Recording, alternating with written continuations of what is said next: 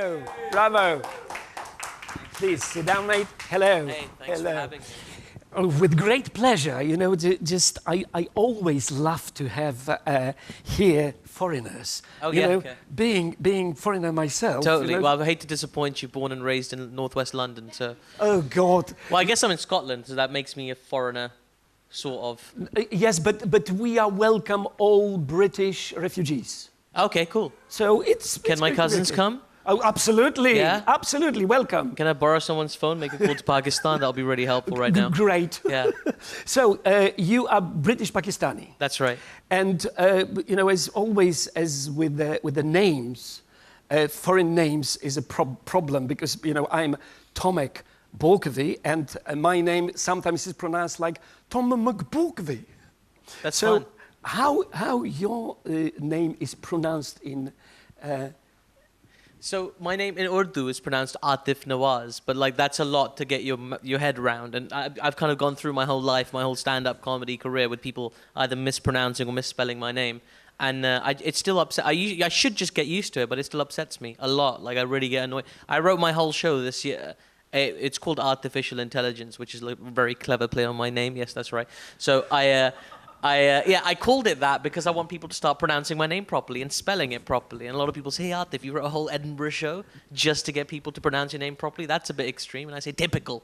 Just as a Muslim guy tries to set the record straight, they label him an extremist. I mean, what can you do? What can you do? That's absolutely what I thought is going to be, because I haven't seen your show yet. I hope I will. Thanks, man. But, you know, that's what we foreigners, we have to unite and against things which are not seen right for us in this country. Well, yeah, it's like misappropriations, right? Like, Exactly. It's just people come up to me all the time, it's like, hey, Aatif, I'm in Edinburgh, you had any good curries yet? No, I haven't. I like to eat other stuff too, you know? Like, as it happened, I did have a really nice chicken tikka at a place near where I'm staying, but like, it's just like, why would they assume I would know? Like, you know? And it's just, it's irritating, but I think the onus is on us as foreigners, sort of, to like, to you know, kind of set the record straight. Now, what your show is all about? So, artificial intelligence, it's about people pronouncing my name properly. No, it's more than that. That's not all of it. That's just 55 minutes of it. The rest of it is about irresponsible journalism and bad advice. So people who give bad advice, people who take bad advice, and people who, you know, report, or who have a duty of putting the news out there, and I feel like they don't do a credible job of it sometimes, and I just expose them a little bit. But you started, I think, year before. That's right. With the show with the very unusual title called Muslim Do It 5 times a day. Yeah. So you know, why you've done it? Well, I mean, that show was a long time in the making. Muslims do it 5 times a day. It's my whole life. It's been my whole life writing that show. It's about being a Muslim in the West and like a practicing Muslim, which is a weird thing, right? You don't see practicing Christians. Like it sounds like a doctor of Islam all of a sudden, but no. It's like I was practicing Muslim. I still am. I kind of, you know, pray and do everything, but I kind of do normal stuff too. And it was about just giving the perspective of like a British Muslim dude from northwest London who does his thing. I was very lucky, you know, people really enjoyed that. And I really liked the fact that I had something something important to say, you know, like a message about unity, tolerance, and, you know, not being Islamophobic. So I thought, hey, let's do something similar this year with like journalism and not just being sheep to things that are fed to us. Let's question things. Let's look at things with a critical eye. And it's funny too, by the way, I'm making it sound really like it's just me preaching for an hour and also correcting people's pronunciation of my name. So. Yeah, but you know, it's your second show is about correcting some things from media. Sure. So, what the problems you had with media? Well, I mean, it's weird, really, and it's a universal thing. So there's some very light things about things that are given spotlight. So recently I was reading, there was a big news story in Pakistan about a train derailing, and it was, quite a few people were sadly injured. And I was looking for this in a mainstream newspaper in the West, and I had to go a long way before. But all the things that preceded it started to upset me more and more. There's something about Pokemon Go in there.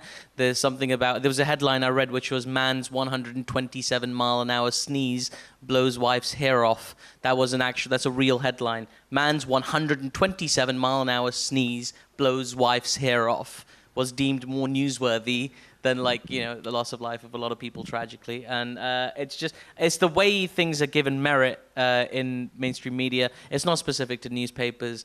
There are a few that I go after quite aggressively, but you'll have to see the show to know which ones they are. But do you think that comedy, special comedy, will help to just to do something about all I think so. I mean, I don't think comedy has any obligation to help. I think comedy has an obligation to be funny, right? That's it. Your comedy just has to be funny, and you don't have to impress all the people all the time. Just some of them, as long as somebody in your audience likes you and they come see you and they enjoy themselves, that's great. But if you've got a chance to tell some jokes and say something that means something to you personally, that's important to you, then you got to take it, and that's what I'm doing. So I really believe that comedy and laughing helps people to understand better the message, which is just sent to them by media and very dry. So absolutely. I mean, last year there were so many people who came to my show and thought, "My God, I never thought of Muslims like that." And it sounds like an absurd thing to say, but sometimes you have to laugh with somebody for an hour before you can truly see something from their perspective. So I was really pleased that I could just, make people think a different way about something and go against the kind of general narrative we're pushing towards, trying to do the same thing this year. Let's see. I believe that a lot of people are asking you this, but why the hell you became a comedian? Because I don't really know much. I can't fix stuff. I didn't have the patience to be a doctor. The Mayor of London job is taken. So, okay. What else? I'll just hang around till 2018, and we'll see what happens. And now, let's know, where is your show? Okay, and so what time? My show is at a place called the Newsroom, which is a very apt venue for my kind of show, at 8:45 p.m. Every night of the Fringe from the 4th to the 28th. So if you're there, come on down. So, and if you, this is your second time in the Fringe. So, what is afterwards? After the show, hopefully, as long as people enjoy it and I feel like it's found a nice shape, I'll tour it in London a little bit. And then work out what happens next. I'm trying not to be too contrived with my career. I'm trying to let things happen, or whatever it is I'm feeling, I'll do it. And maybe I'll be back next year with another show trying to change people's minds about something else. Who knows? Fantastic. Thank you very much, ladies and gentlemen. My pleasure. Big applause. Thank you. And now, our Suze with the important news. Suze, take over. Thank you. This is me, Suze, with the news. News with Suze. Very apt you're doing your show at the Newsroom. And over here is another newsroom. So, hi everyone. I am going to be reading the most important headlines from today's newspapers. So, we're going to start with the Moscow State Circus are in town.